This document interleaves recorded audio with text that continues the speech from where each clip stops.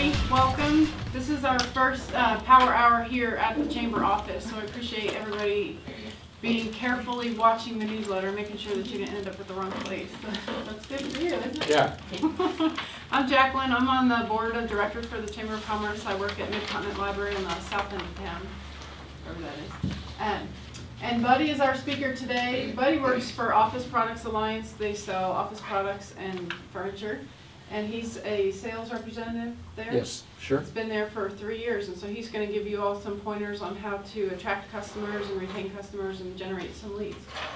Take it away. Awesome, thank you. Did everybody get a handout that's got the pages on it? Yeah. I did not know how many people are over there, though. Oh, yeah, I know. I've worked for Mark for 3 years, and as you can tell, I'm really old, so you might wonder. I actually was a school teacher for 30 years and retired from the Blue Springs School District and did a few things there and managed to get retirement there, and so this is kind of a second career for me. And I know a lot of people take for granted what the business world is like, but being in education for 30 years, it was really a shock for me to find out that people were out so much during the day. I would get to school. Actually, I got to school pretty early, before 6 o'clock, and a lot of times would leave at 7 or 8 at night. And so my car was just parked there all day. And when I started working for Mark, it was like, you can go to lunch? You know, there are people out? It's just amazing. So finding customers was a little bit intimidating for me at the beginning. We have evolved into a process, and a lot of it works for us. I'd like to tell you that you do this, this, this, and this, and you get new customers.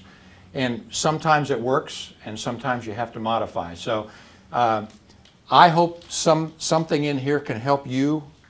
If there's something in here that can help me, I'd appreciate you telling me afterwards. So maybe it's a thing that we can work all together. Finding customers is a tough deal. When I first retired, I worked for somebody that wanted me to help them get customers, and literally what they told me was, well, just drive around and see if you can get some names and we'll get customers. And that was it. No support, no plan, no access to chambers and to other organizations. And boy, that's tough. Luckily, working with Mark recognizes how important it is. And so we worked real hard to get some processes, and that's where we'll start today.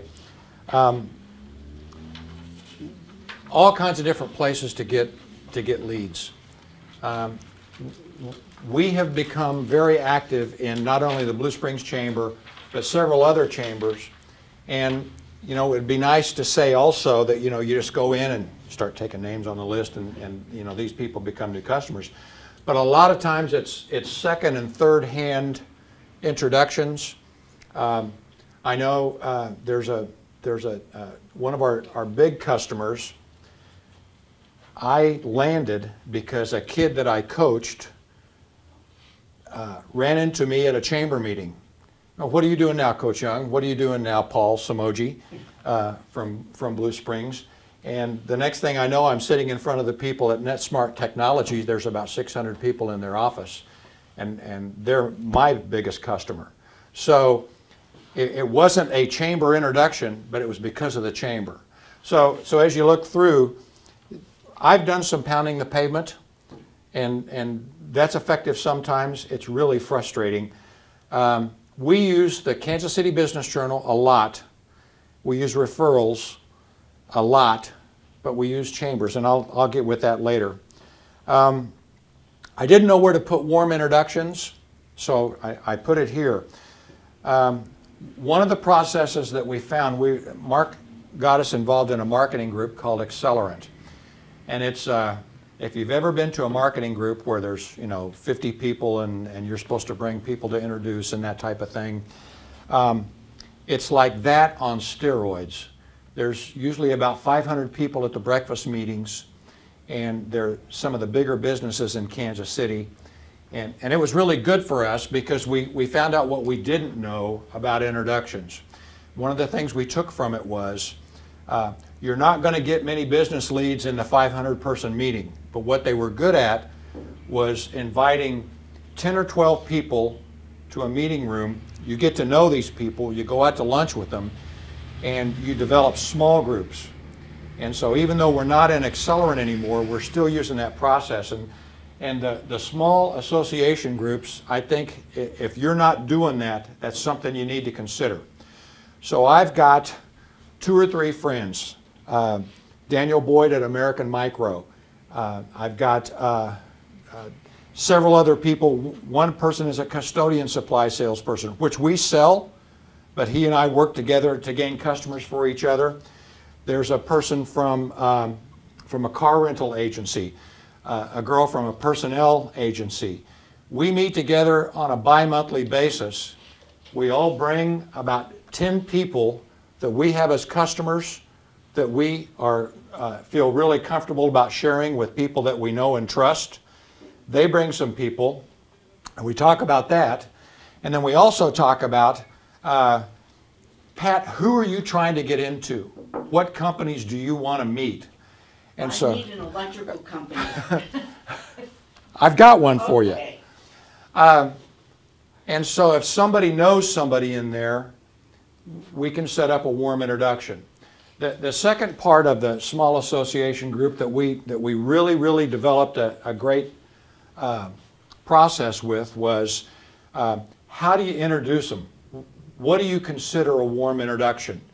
And in this big Accelerant marketing group, we had some people who would say, well, I know this person and I'll get you an introduction. And I'd get an email from that person, and I would be carbon copied to the person I was trying to introduce and say, you know, Fred, this is Buddy. Would you take his phone call? And that was it. Well, that's really not much of a warm introduction. The ones that worked the best were, if I promised Pat an introduction, I would call this person and say, I know Pat, she's with the chamber. She would really like to have an opportunity to meet with you. Would you take her call, or would you have lunch with us together? And would you give her 10 or 15 minutes? Then what happens with Pat is up to her. But I've done my part to set Pat up. And I've had people come to lunch with us, and I've had people just take the phone call. And I've also had people, and this is what you have to live with too, I've also had people say, you know what, this is not a good time for me right now. Tell Pat, nothing personal, but I'd rather not take that call right now. And that's okay. So this group has really helped us, the small association groups, and Judy has 2 or 3 of them. Judy Pizzetti is the other outside salesperson that we have. And I've got 2 or 3 of them, and some of the people that we have interact between both groups. The networking groups, we go to some of them. I'm going to one tomorrow night. What we found is that if it's not very specialized and if it's not very highly organized, there's an intermixing and people get frustrated because they don't get much help. Let me give you an example. Probably 95% of our business is business-to-business sales. So if I go to a networking group that has small retail companies that maybe don't even buy office supplies, I'm not going to help them, and they're not going to help me. And it's not that you don't want to go. It's not that nobody feels like they're getting help. It's just not very productive. So we have kind of become more selective into which groups we get into. But I can't stress to you enough, the small association groups have been really good for us.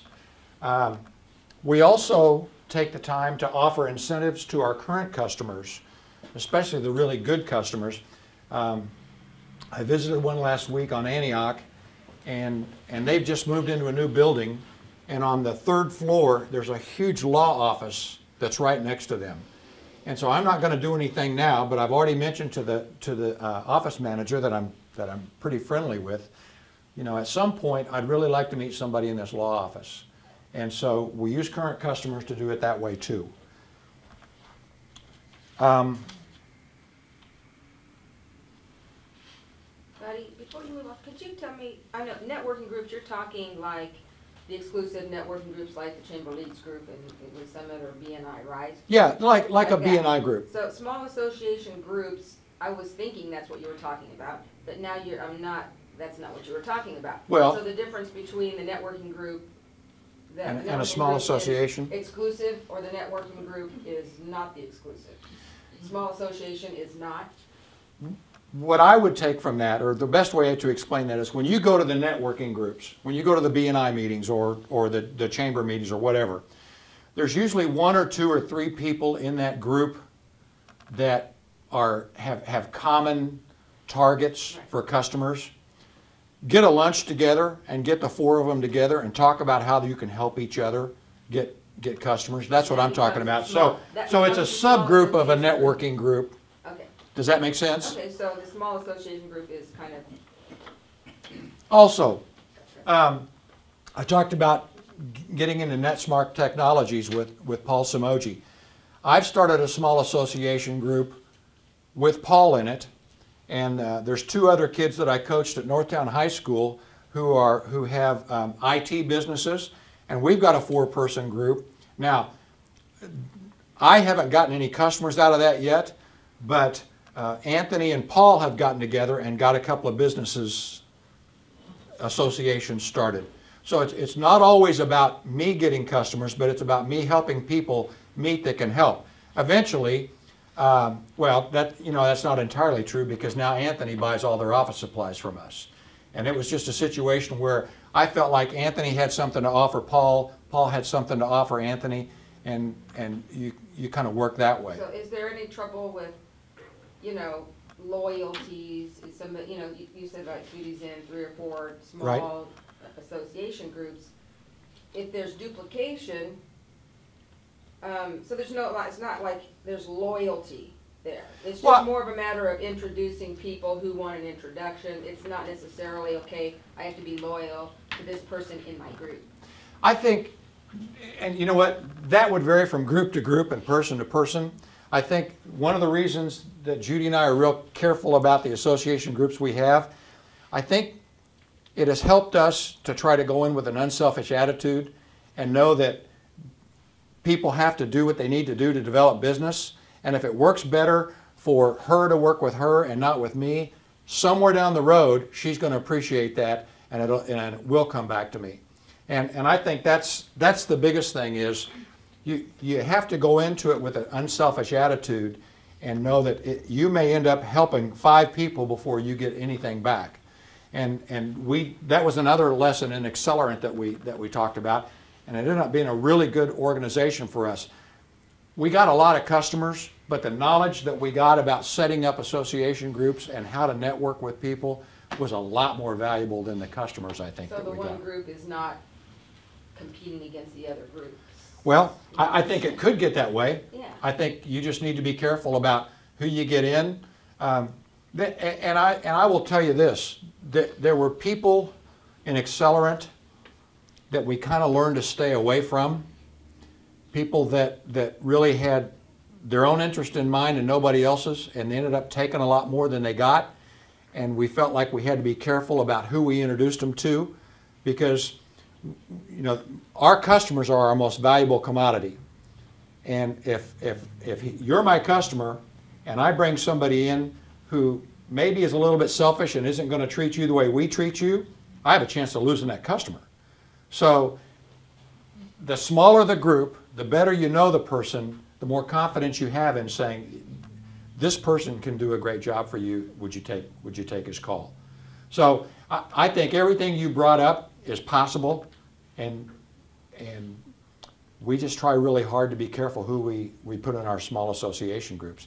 And sometimes they don't last all that long. People move and change jobs, and people kind of drift in and out of that thing. And also, people, just like your all's experience with the chamber, people get busy, and there are times when you're more active in the chamber, and there's times when you're not able to do that because you're taking care of your business. Somewhere in all that, was there an answer for your question?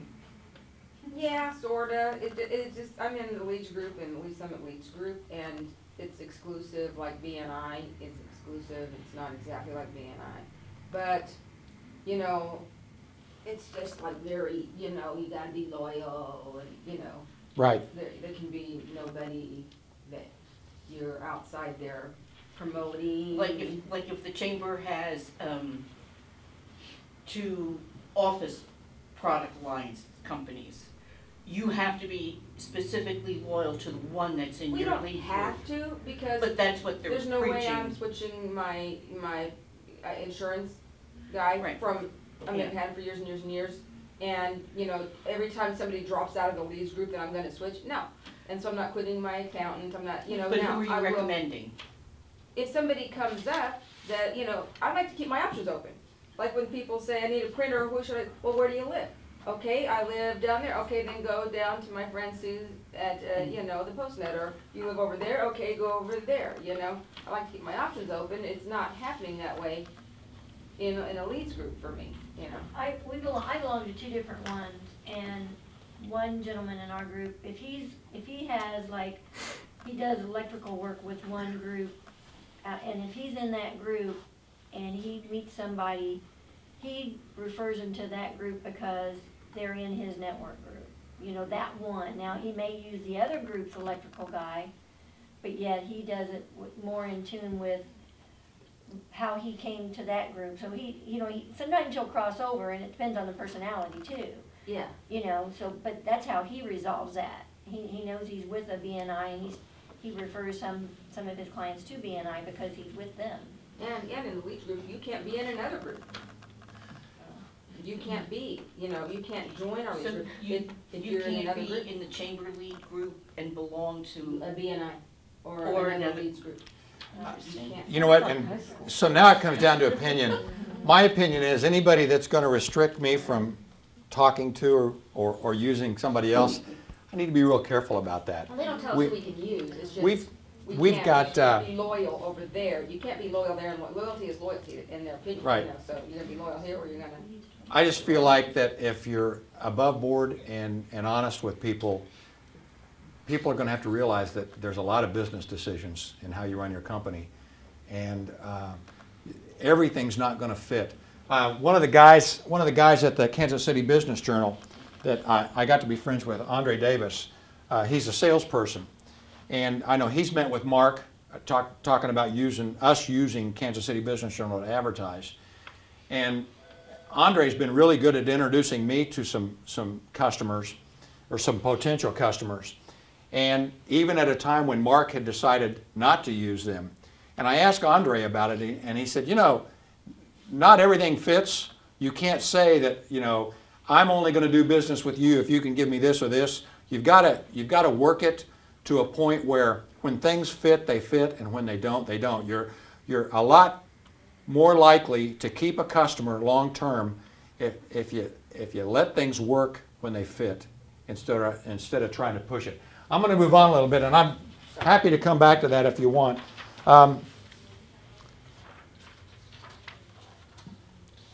One of the things that we learned actually from the Kansas City Business Journal was this is maybe one of the most important things about what we do is that we spend more time researching our prospects. Once you get a name of a company, you need to spend some time. You'll have a lot better chance landing that person if you spend some time researching about who they are and what they do. Membership lists are great at the chamber, but they don't tell you many details about the company. We have had a lot of luck with the Kansas City Business Journal, and I'm gonna escape here for a minute and come to another page that we've got. Actually, I messed that up, so I'm going to have to come back to this if you'll be patient with me. There we go. We have subscribed to the Kansas City Business Journal portal. It's an electronic version of what they do. And on the next page, if you're interested in this after I show this to you, I've got Ken Barthel's name and contact information about how you can get a hold of him if you're interested in this too. The Kansas City Business Journal portal gives you access to every business journal that's been produced for the last 10 years, not only in Kansas City, but Atlanta, Dallas. This is a huge organization. There's a Kansas City Business Journal, there's a Dallas Business Journal, and they're all connected. When we got the portal, they had a big meeting with us, and they allow you, actually they've moved it up to 20 terms, but they sat down with us and said, okay, what are some terms that will allow you to have access to articles about potential customers?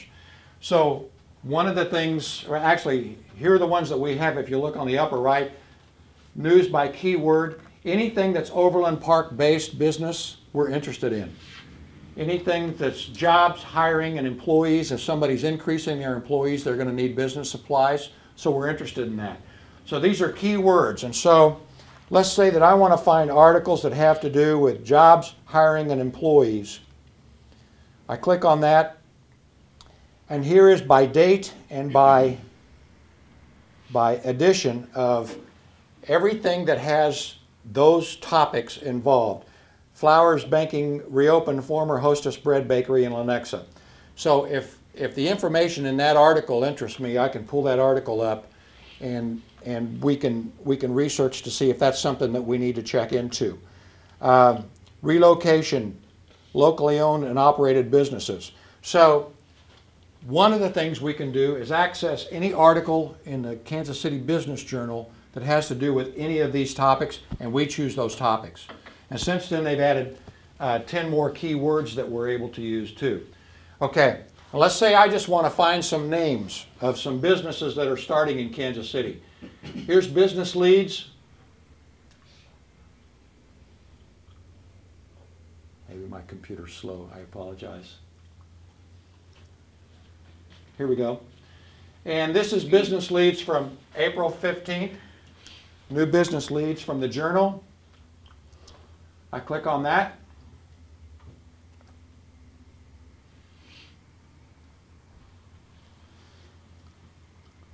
And in the Business Journal, here's every business started from the time of the last edition to the present time for businesses in Kansas City. And it gives you an address and a lot of times a name. And so if you want to find 5 business leads to talk to that week, it's right there in the Business Journal. Now, there is a paper Business Journal every week, but we get this electronically, and it saves a lot of time. Also, part of the portal that we have, I get 3 updates daily of any breaking news in Kansas City. When Hallmark was going to lay off however many people they laid off 2 weeks ago, 10 o'clock in the morning, I got a little blip on my email that was going to happen. That's really useful to know in conversations when you're talking about business in Kansas City with people. I haven't really gotten many business leads out of that, just to be truthful with you. So here's business leads that we have in this. Here's latest Kansas City Business Journal news, and there's several topics here. You can click on that. One of the things I wanted to show you, people on the move. This has been really good to find people that you know and let them know. For example, if Pat gets listed in the Business Journal as one of the people on the move and in Kansas City, and you find her in here, it's nice to send her a note. If we're trying to get into a company and gain their business, and they've got a person that's on the move, email that person and say, hey, I saw you in the Kansas City Business Journal. Congratulations, and Buddy Young, Office Products Alliance. So people on the move is something that we check on regularly, and we don't find 10 every week, but you find 1 or 2 every couple of weeks. And if you can contact them and let them know that you noticed that, it sure helps. Also in this is the electronic version of the Journal.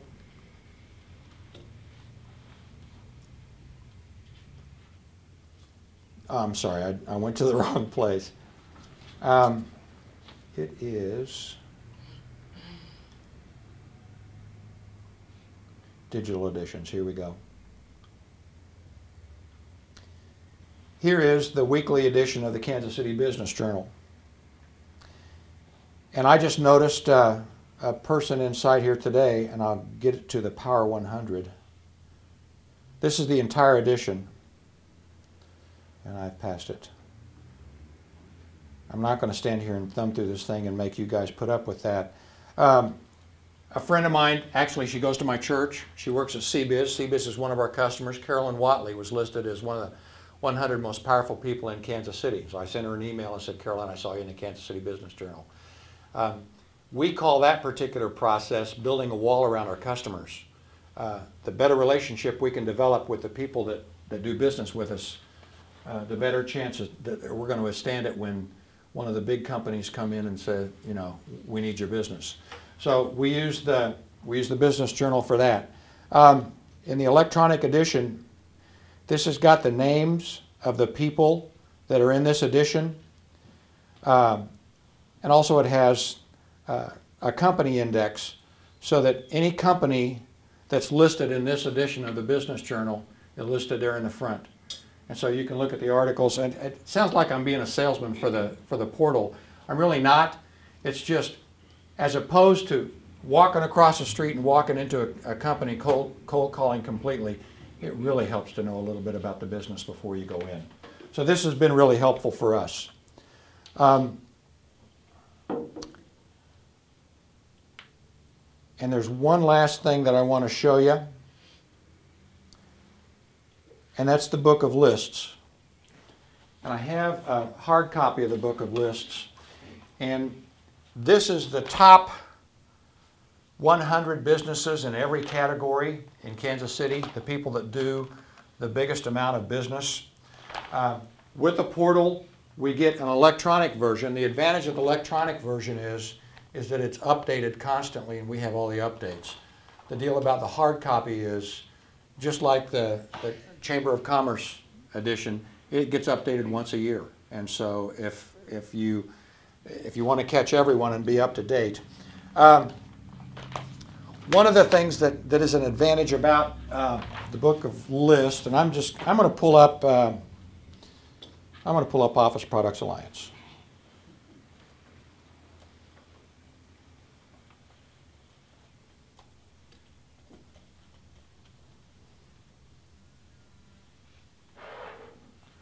Okay, and it's on this page, so I'm going to click on that, and we'll look down here, and we will find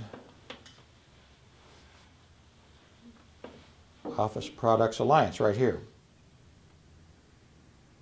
Okay, and it gives the address, and it gives, I'm sorry, clicked on that. Gives our address, gives what we sell, office equipment, and it gives Mark Whitlow as the president.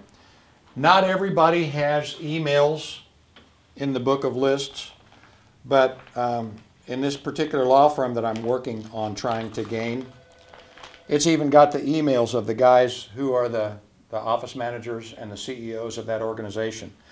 One of the things that this section has is, and it all depends on if the company will give them the information, how many people are in the office, how much money they went through last year with their company.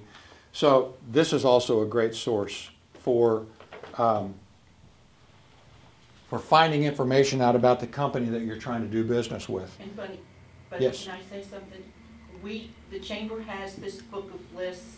If anyone wants to borrow it or look through it, just see me, because I have it. Compliments. And before we... Yes, compliments of Buddy and Mark, do we have it, because I understand it's a little expensive to get. It is. They give us 10 of these when we buy the portal. And I know I've gone to the library and used, the library has one also, don't you? Because I've used it there also. It's really a good tool, and it does help a lot. There's probably several other things that I haven't had time to show you. If you want to sit down afterwards, I can go back through this, but I want to come back to the actual presentation and kind of get going on that too. So if you'll bear with me just a second to get back to there.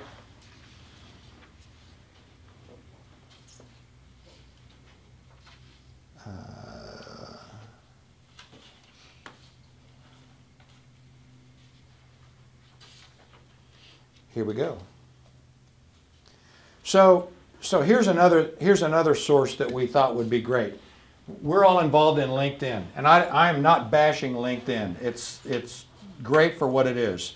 One of the things we did when we started working to try to gain some more big law offices we went into the book of lists, got names, we got associates' names, we got CEOs' names. And so Judy and I spent a lot of time looking on LinkedIn and finding out who these people were connected to on LinkedIn. And oh my gosh, I mean, we were getting 6 and 7 names linked to people that we really wanted to meet, that we knew, that we felt good about calling. And so I'd call this person and say, you're linked to so-and-so at Polsinelli Law Office. Can you help me get in front of this person or have them take a phone call? Buddy, I've never heard of this person. I got, and I can't tell you, probably 75% of the time, we found that people were linked to people that they didn't even know. And so I go back to my LinkedIn somehow, and I can tell you I am not a computer genius, which probably is obvious.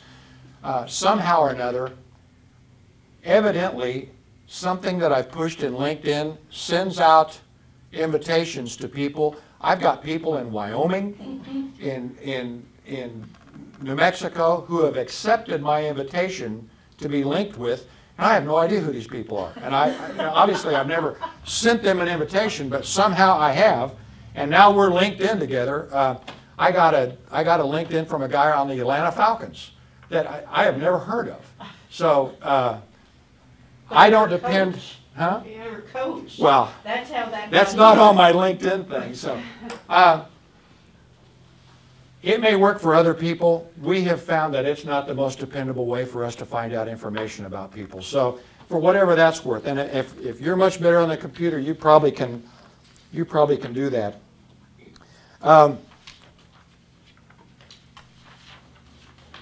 Like I said, I gave you, Kent Barthel is in charge of sales for the Kansas City Business Journal, and if you want to talk to him about that, one of the things that we liked was Kent came out to our office, set up, it was an hour-and-a-half long meeting, and spent an hour and a half just showing us how to use this. And I'm still not as good as I need to be, but anytime I call him, we can either meet for lunch or he can come out and we'll meet at a Panera where we can get access to a Wi-Fi and he can show me stuff.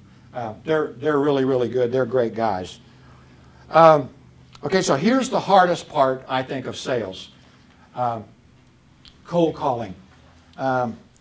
Dealing with the gatekeeper. They're doing their job, and they're supposed to keep people off of their employees, and you got to respect that. It's nice to walk into a business and get somebody like this that's glad to see you. Oh yeah, I'll give you her card and we'll, and she'll return the call back, or she might be available right now. I've had people, when I walk in, say, well, let me see if she can come talk to you right now. And I'm thinking, this is really nice. But more times than not, if you've ever cold called very long, you get this. And this person is doing their job. They're supposed to keep people from bugging the people in their office. And I've learned that she is actually easier to deal with than some other kinds. We have found if you just take something to break the ice, we've tried big packets of samples where we take them, a bag of 10 or 11 items, and we've tried really simple things. What we've kind of evolved to is something really simple that they might read instead of just throwing in the trash after you give them the pins. This is a real brief information card of the things that we can do. We're big in the community. We have buying power. My information's on it. On the back is a little thing that's on the back of our business cards. We let them know that we're corporate sponsors for Big Brothers Big Sisters. We work with them. Why us? Community, we give back, partnership and commitment to your company, and consistent capabilities. That's why. Why us? That's why. So I can walk in and give this to this person, and I've identified what I want as a target. You have to be careful and not ask for something that you're absolutely not going to get. I wanted to show you one more picture. The person that I've learned to really not like as a gatekeeper is somebody who glad hands you and says, oh yeah, that's great, I'll pass this card along, and then as I'm walking out I see them toss this into the trash. They promise you one thing and then throw it away. Those are the people that I think are the hardest to deal with. The lady that's sit there to try to keep you off somebody's back, if you just ask for something that she can give you, I think that works better. And so what is that? You know, the no soliciting sign. Has anybody else ever noticed that when you walk in? It says no soliciting and you're going, oh man, you know, they're going to throw me out. What do you ask for? What do you expect? Do you have a plan? Well, what we have evolved to now is we don't ask them for something that they don't want to give us. When I go in now and I drop down a little gift for them, I say, you know, we would like to contact somebody in your company. I'd like to know the name of your office manager, gain a business card with them so I can email them to see if they're interested in talking to me. Well, that's something that most of the time we get. Now, I've had people say, the people that don't go along with that are the people who say, look, I've got your contact information, I'll give it to this person, and if they want to contact you, they will, which is a code for you're never going to hear from this company again. And that's okay. I'd almost rather know that than to have the person just throw it away and never pass it on. I have had a few people call me back, but not very many. Most of the time, if you can get the business card, that's something they can give out, and the contact, and you can email them, and then they have a choice in the matter. The warm introductions are easy. The thing that I wanted to stress about the warm introductions, when you do meet with them, the thing that we have found is don't oversell when you've got a warm introduction. If I've got a chance to meet with United Consumers Credit Union, when we got them as a customer, we go in, they don't want to hear about you necessarily. They want to know what you can do for them. We spent most of our time talking about what do you need, what do you do, what are you doing now, how can we do that better? So even if you've got a warm introduction, you think it's a slam dunk, be careful to make them the focus of the meeting instead of selling them on everything that you can do. That's what we found that works for us. The biggest thing about that is make them the focus instead of making you the focus. And I'm going to switch back to cold calling. I apologize if I'm jumping around too much. Converting the contact into an appointment, that's the hardest thing. If you've ever tried to call somebody and you know they're there, typical. I call and is Pat in? Yes, she is. Just a minute. Can I tell her who's calling? Well, this is Buddy Young from Office Products Alliance.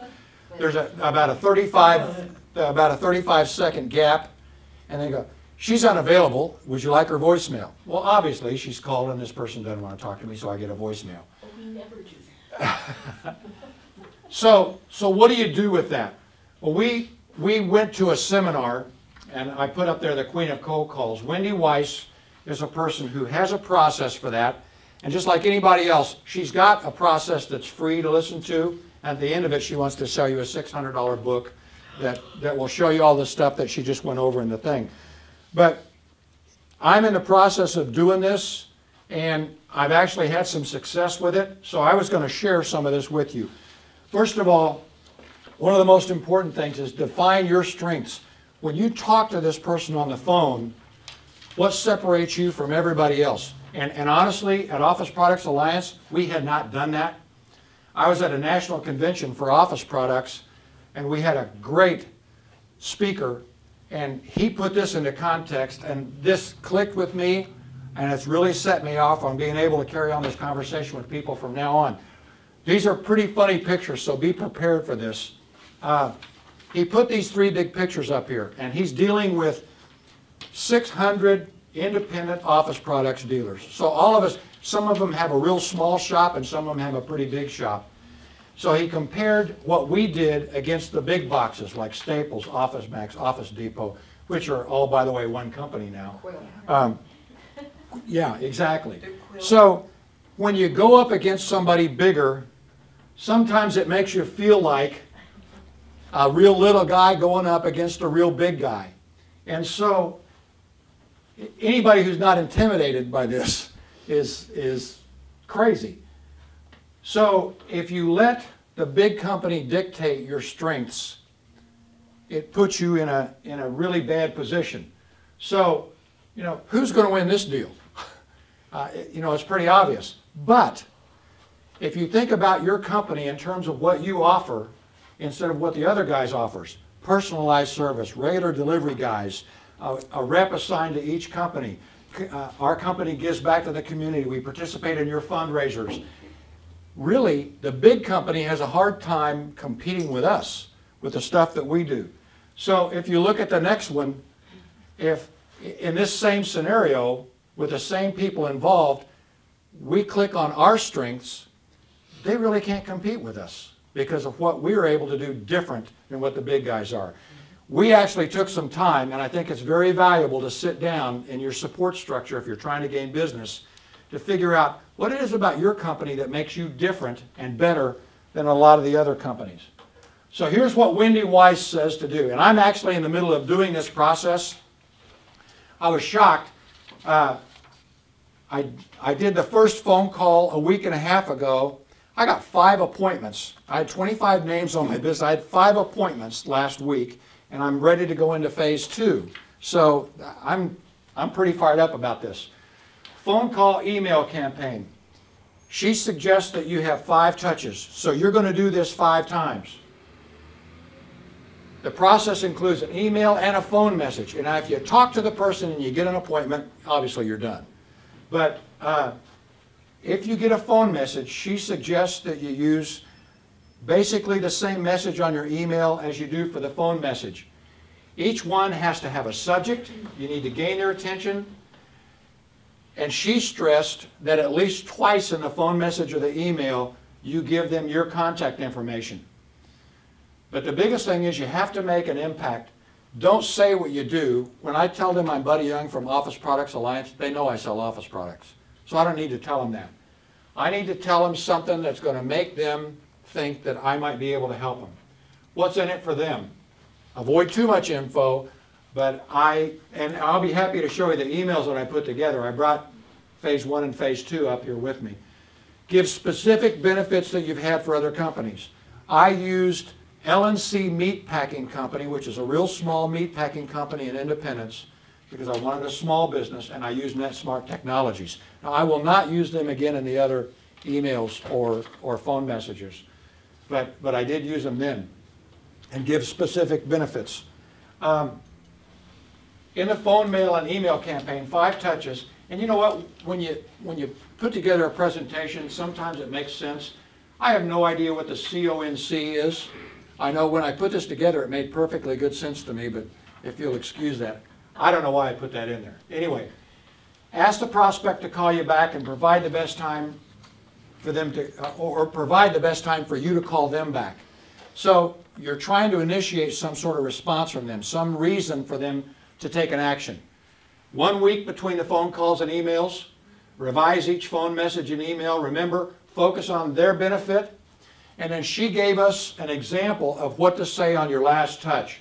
And I copied it down verbatim, had to listen to it a couple of times to get it. I've tried to reach you several times and have not heard back. I don't want to become a pest, so I'm assuming that this is not a great time. I'll check back in 6 months or a year or whatever you wanted to say. But if you meant to get back with me and didn't get around to it, I'd welcome your response. She always stressed that the last thing you need to say is to invite them to take part no matter what. So this is kind of the process that she subscribes to. And the system, 5 touch attempts, formula to make impact, compel prospects to take action, either a reply, respond, or to meet. Biggest thing on this is to track your results. Once again, I'm not a computer genius, so I was kind of left an Excel program to figure out how I was going to do that. This is what I came up with, and you probably can do something better, but you're welcome to take a look at this. I had not added in the second touch. I put this together before I did that. Harbor Masters, I sent everybody the email and the voice response on April 9th, and you can see the ones that I've gotten appointments with already. Now, there's a long list that goes on down, but this is the top half. MC, or the ones that are blank, those are people that I don't have the information on yet, and I haven't been able to start them because I'm still trying to make contact and get the information of the person I need to talk to. Bank of Atchison, I have made contact with them, and so since then I've included them in. They'll start out on the first touch, my first email response to them and my first phone message, and go from there. That's the email and phone call campaign that we're subscribing to now, and we're having pretty good success with it. You're not going to get 50%. You're probably not even going to get 25% of the callbacks. Right now, I'm hitting at about 25%, so who knows.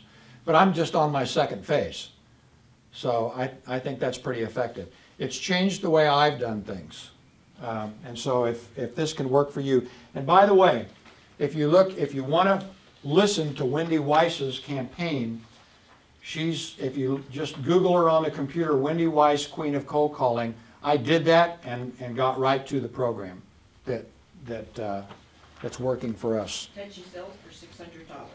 Yeah, well, I think she'll let anybody listen to this part that I did, and then she's got a book and it's got all kinds of little stuff with it, which we did not subscribe to. I'm surprised she didn't have a document like that. Right?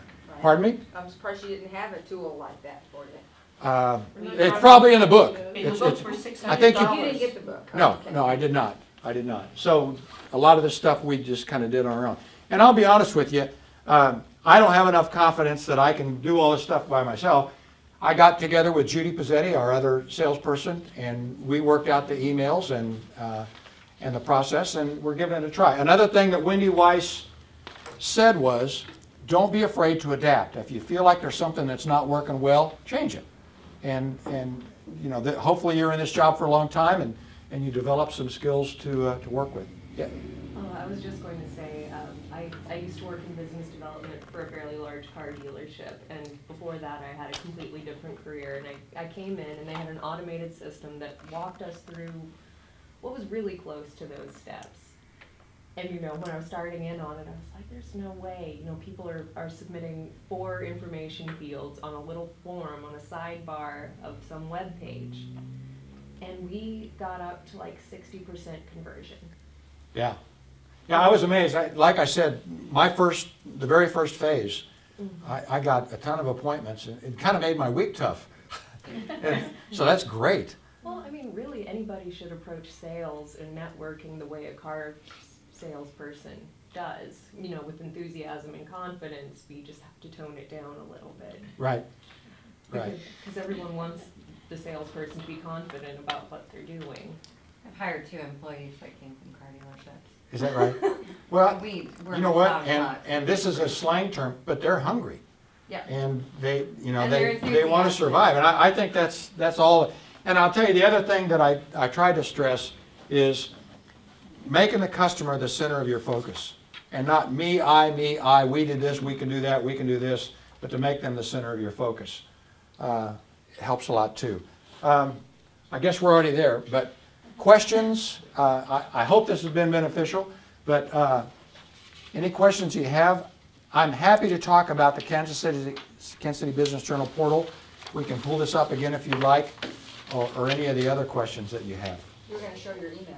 That you sent. Oh, I don't have that on the line, but now here's what I did. We put together the email, and so before the phone call that I make, I sent the email first, and then I made the phone call, and I just highlighted the stuff that I wanted to say out of my email to make it kind of the same. And this is the second touch, obviously, that we're going to do, and I'll do the same thing there. I use some of the elements the same, but I changed most of it so that they don't just feel like it's a recorded message. The third email I haven't even written yet, but it'll be... Do you mind if I make copies of that? No, I don't mind. Unless there's something personal. One of the appointments was Peggy at Deegan & Associates, and I met with her at 11:30 on Tuesday. So that's on there too. So, but that was from the first touch. She called me back, and we made an appointment, which I was amazed at. So, other questions? Yes? I'm saying I'm a State Farm agent, so our world is cold calling. It really is. I mean, we buy internet leads; they're very expensive, and we have everything's more animated on the computer, or automated, I should say. But it's 7 to 8 touches, and so for my team, it's constantly saying we're in the business of no. How many no's have you got? You're almost at your yes, and so we do. I mean, that you have to have a positive attitude on it. You have to do your steps, and our emails are very similar with their phone messages too. But it's very personal to people. Like coming from the outside, I wasn't in this business before. You don't realize why insurance, just like you said, I went and switched with my agent. It's very, very personal. And so it's getting You know that what? little selling value in such a short snippet because they're ready to hang up on you so quickly. Coming from the education field to cold calling was really traumatic for me because I lived in a world where people looked you in the eye and said what you said and everybody converses. And to walk in and have that second face, that lady go, not only am I not going to pass this on, you're going to leave. Just walking. I'm a terrible person. It is hard. And so having a process was really important for me, and learning the difference between the world that I lived in and the world in education, or the world in sales, totally different. So boy, you're exactly right. That was tough for me. I didn't know, like our closing ratio, we break it down. So, okay, so gosh, I haven't gotten any sales. Well, it's 1 out of 10. So how many phone calls have you made? Okay, yeah, I've made 8. Okay, well, you've got 2 more, you've got at least 1 more no to get a yes. You know, you have to celebrate those because it's very defeating at times. And I'll tell you what else you celebrate. You celebrate warm introductions. Because if you can get a warm introduction, that's like a gift from heaven for the day. Somebody that's expecting you, knows what you do, and wants to meet with you. Wow. Well, Pat is out of the room, I will say. Wait. Oh, there she is. Okay, well, but you used to be at the Lee Summit Chamber. I did. And so I don't know what you offer here. I haven't been able to get on committees here. But in Lee Summit, the membership committee there takes away that whole thing because people have seen me coming and said, we don't need anything. But if you're on, if you're here representing somebody else, it's a way to talk to. I've waited for Chip Moxley from the top of the Tingle building 3 or 4 times, and 10 minutes takes to get downstairs from that big building, but he'll talk to me because I wasn't there for myself, And he always tells me, well, you've been here before. Yeah, I've been here before. Now he knows who I am. And he always tells me he'll pass my card on to his office manager, but she hasn't called me yet. I think we also use the EDC, the Economic Development Committee in Independence and Blue Springs, and I think secondary leads from there are the most valuable. Like I said, if somebody knows you and they kind of watch out for you, they run into somebody and can say, I've got a friend, Buddy Young, who works at Office Products Alliance. I think it would help you to talk to him.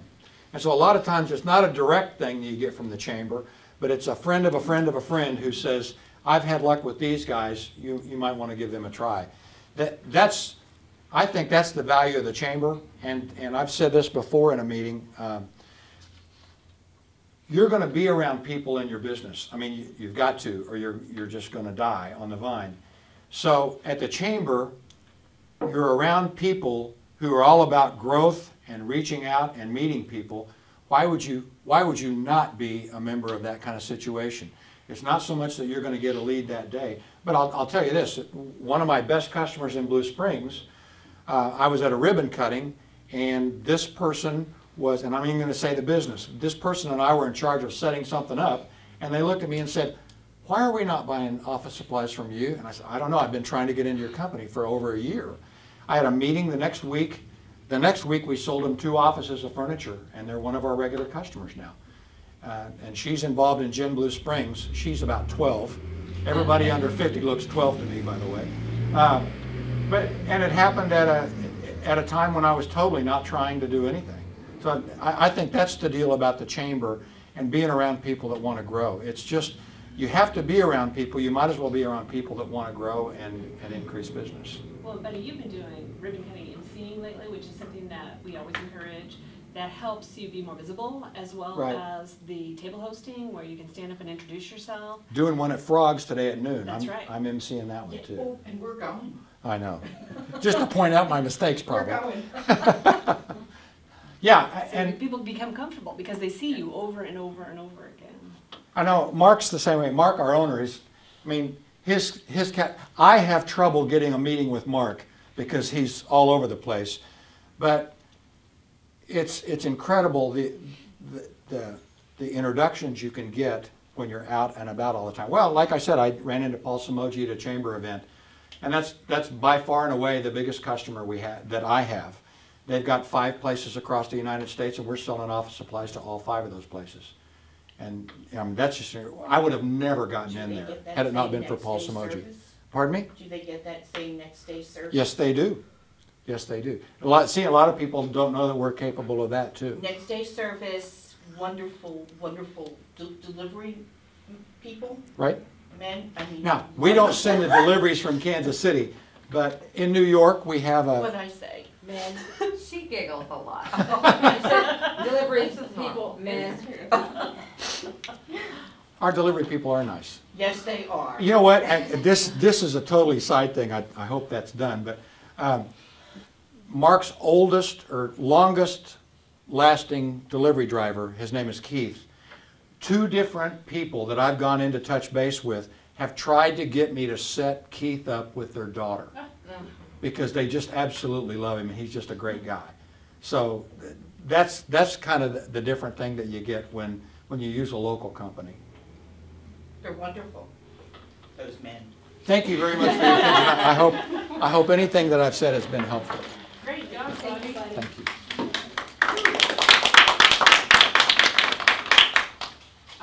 As you can tell, this is being video recorded, so Jeremiah will give us the link and we'll post it on the Chamber YouTube channel and on our membership page so you can access it and share it with people in your office if you need to be reminded of somebody's tips. The next session is going to be here. Again, we're going to have it in this room, and it is May 19th, the Motivation Through Management, and then we've got a June session on marketing that Rebecca Swank from Foster Dental. We've gone to calling her Rebecca Foster. And she'll be here to talk about marketing skills, and then we'll put out the next sessions on a handout when you're here in the future. So have a good day. Enjoy the rain-free weather for the next 12 hours. And leave your surveys.